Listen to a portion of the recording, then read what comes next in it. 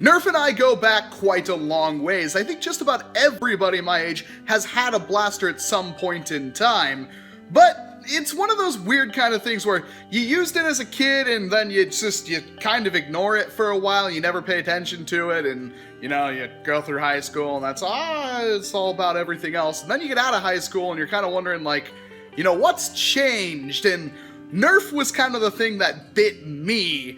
I don't know what it was, but one day, just before I went to work, I found two Mavericks, and I went, those look fun, I've seen them, but I've never had one, so I bought both of them, because I'm an adult, and that's what I do, and then I got these Mavericks, and they were awesome, I love them quite a bit, but it's like you had two of them, and you couldn't really do anything with them. If you had both of them, you could try to prime them, and, like against your leg or something like that. There were a lot of different ways, but it just wasn't really that intuitive. So when I saw the Barricade, this was the blaster next to the Jolt that really got me into Nerf. And in fact, the Barricade was the first blaster I ever modified to any degree. This thing was incredible. And that's what Tag Back is here for, the show where every week we take a look at another blaster from the past to see what it could offer us today in the present, because the Barricade still has some stuff to offer us today, and it's an awesome blaster. It's had its issues, but it's still pretty darn cool. What the heck is the Barricade, though? Well, you'll notice if you do know the Barricade, mine's a little bit different. You'll notice the front of it right there is gone. These usually have these big old muzzles on the front of them that are, in my opinion, very ugly, and all they're really there for is to stop kids from putting their finger into the flywheels and hurting themselves, so I removed that a very long time ago. In fact, it's just got that little ring in there, which, I mean, it looks kind of weird if you don't have that in there, and it's literally been held on it's 2016, I bought this in like 2010, so with blue tack. Years and years it has been held on with blue tack, and I'm very happy I found my original Barricade, because this thing has shot so many people. It's never really been in so much of a Nerf war, except for you count like a drunk party or two, but in terms of like trying to use this in like Amped Guard, or just not really Amped Guard, but playing around with friends who were in the Amped Guard group, it was kind of fun. You got 10 shots, it shot whistlers pretty good, and it was kind of like one of the first blasters people were modifying with like 9 volts and stuff like that to make them hit harder. Not that you should ever do that, because 9 volts are terrible, but this was kind of like the heyday. This was when Nerf was just starting to get really interesting. We had the Barricade and we had the Stampede in the same year, and man. Okay, so I have to talk about what the Barricade actually is. It is a 10-shot flywheel revolver pistol thing. It's semi-automatic, which was a big deal for me. In fact, the second I bought one of these and realized how cool it was, I took another trip into town, which is about a 45-minute drive, to get a second one just a couple of hours after I bought the first one, because I just adored it. But the whole point is, you flip the switch right there, and then you pull the trigger, and it shoots darts at, and you can imagine it's an old N-Strike blaster, so it doesn't shoot darts all that well, as you can tell by how quiet the flywheels are. But it's still really cool, and it's got all the sorts of locks you would expect. If you open this up, the flywheels will stop and whatnot. But this was kind of a workhorse for a lot of different people. The Barricade stock is okay. The motors are actually really good. This is kind of before Hasbro figured out they could kind of cheap out on the motors a bit, like they did with the Stockade, which we'll talk about in just a moment. But the motors in these are really good, and they can handle quite a bit of voltage punishment. It does have a thermistor as far as I remember, so you do have to remove that, but once that's done, which is like literally clipping a thing off the battery tray inside anyway, and then just kind of bypass it, it fires well. And this thing's old and it still works fine. It has its issues, obviously, the first being, well, now it's on. There's no, like, rev trigger. It's just, that's it.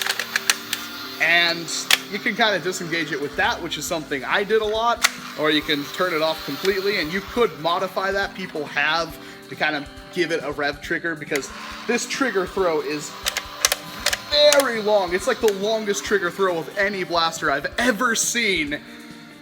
But then you come up to a couple of other issues, which you may have noticed. This is a really clunky system, and if I crank on it, it will get stuck eventually. Doesn't seem to want to do it right now. Of course, it's going to act well on camera, but I've had these things jam up quite a bit. You have to hit it to unstuck it. It's happened a lot, but it's still a really, really fun blaster. And the modifications people have done to these. One of the first ones I ever saw, and I don't know who did it, I do apologize for that, but we're talking way back in the day. One of the first things I saw was somebody put like PVC rails inside up here, which would let the wires slide through, obviously to power the flywheels, but you could pull on it and it would drop the cylinder, so you could throw another cylinder in there and close it and would still be able to fire, even though the flywheels were between, obviously, battery pack flywheels up here. That was incredible to me, but it didn't really get interesting until people started putting Raider magwells on the bottom of these things, dremeling out a lot of space. That kind of came, I think the first one I ever saw was like somebody put like screws in there so they could kind of wedge the thing in there and pull it down, and it would sit on the screws and you could use it magazine fed. The Proto Strife, in fact. But after a while, it's like you could just put a Raider magwell in there. It gets kind of cramped. I mean, you have to kind of take out a lot of stuff, but it does in fact work. But the coolest mod I've ever seen, this happened way after the Barricade's heyday, and I don't know if Psych did this before or way after. He called it a throwback mod, but he put a long shot stock in this. So you could use, like, obviously it's meant to hold a magazine, so you cut that all up, but it can still guide a magazine through it. It looks good, and it's a Strife. It just looks different, and it was way before the Strife. That was kind of important to a lot of people. Personally, nowadays, you do have the Strife. The Strife is great, I'm never going to deny that. However, I'm just not a big fan of the little, if you're going to use it as a secondary, I don't really see a big point to having a magazine-fed secondary. I've explained this several times. If you have a primary that's magazine-fed, you have a secondary that's magazine-fed, it will work good. You can't deny that. If you overhaul a Strife and have it on your leg like Bobo's Pink Menace, it's gonna wreck face, but like the only time you're really using it is when something's wrong with your primary, or you really just feel like going gung-ho, which is not very often, because usually you have your primary and it's stocked and you're just wrecking people anyway. And what happens once that's out of ammo? Well, once your secondary is out of ammo with a clip system, well, if you've already expended all of your clips on your vest and everything like that, then you have another empty clip, and then you're probably screwed. Revolvers are really good because I can pick darts off the ground, I can have a drop bag with darts in it, there's a lot of different things I can do, and keep this thing topped up on the go. And it's very easy to reload this thing. As you can see, this whole section down here is opened up. I mean, you can even, it's like 2 dart triggers. If you were to put a dart in here, you've got about 2 trigger pulls before you get a dart, but you can still top it up as you go. And this is a far better secondary because obviously it's just an open face turret, so you can have it with 10 darts, draw it, fire it when you need to, and then you can put it away, and or later on, if 10 darts wasn't enough, you could just put more darts in it and you're good to go. It does have the End Strike stock attachment point on it. If you want to have a stock and kind of use it as a primary, it does work for that. Again, it's pretty rare. In fact, until recently with the Fearless Fire, this was like the only revolver flywheel secondary internal magazine you could possibly have. So it had that title for quite some time. The Fearless Fire kind of dethrones it because that thing holds a lot more ammo. And then of course we have the Incisor from the Alien Menace line, which is basically the same thing as well. So it's a fun blaster, it has its purpose. Then they re-released it as the Stockade. Stockade kind of sucks. For whatever reason, Hasbro decided to use some really, really awkward, weird pancake motors for the flywheels.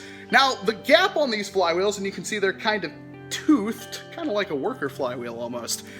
To get a better fit for, like, streamlines, you really had to kind of put some electrical tape over the flywheels and make them smooth. The Strife already did that, it had smooth flywheels, but this was meant to shoot the Whistler darts.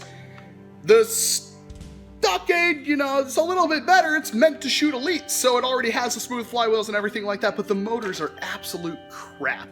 They are terrible, terrible motors, and a very popular mod is to take the motors out of this thing, or a Strife, and put them in the Stockade, which is something I had actually done to the Stockade that I destroyed to make the paradigm shift.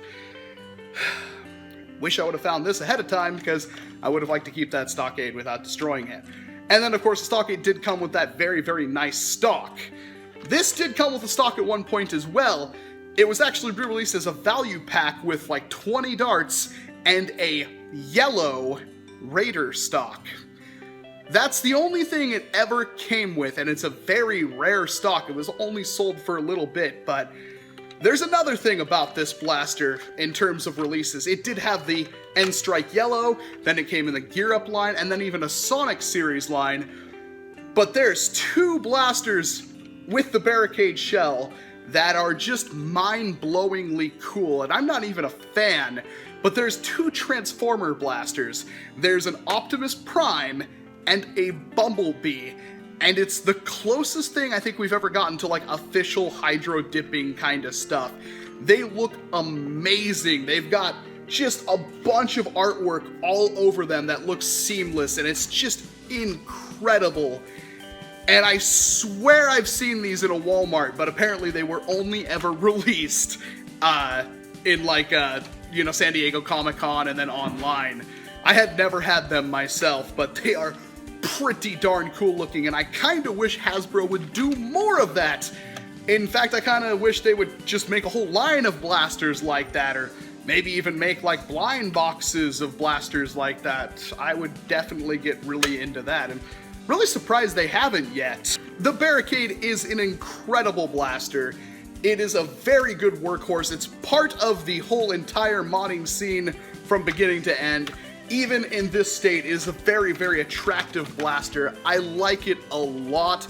And while you may be tempted to use a Stockade as a replacement, the Barricade, properly modded with proper flywheels, is gonna be a great secondary for you. Or even if you just want the motors, pull them out, put them in a different blaster. They're gonna be better than stock Strife or anything like that. So it does have that purpose, although you could just buy, MTB Rhinos or XP 180s and stuff like that.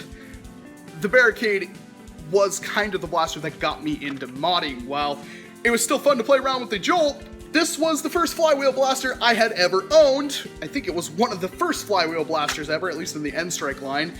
And it's awesome! I can highly recommend if you see these at thrift stores, which I found them quite often, but I just never picked them up.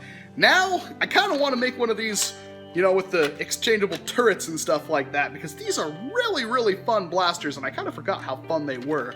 Let me know what you think about the Barricade down in the comment boxes below. Do you have any fond memories? Do you know of any really cool mods for it? I'm interested, because I've seen quite a few over the years, but again, it's been so long I can't really attribute those to any one person. I do apologize for that. If I do find out who made them, I will drop their names and the links down in the description box below. The Barricade is really fun, and I highly recommend it. And if you like the Barricade, hit the like button. Otherwise, there is a dislike button for you as well. But I don't really know why you would dislike the Barricade, because it's kind of the best of both worlds. It's a revolver flywheel blaster, which we don't really get all that often. I'm Walcom S7. Thank you very much for watching this video, and of course, I hope to see you in an entirely different one. Or next week on Tag Back. I kind of want to do something with the Barricade now. Walcom out.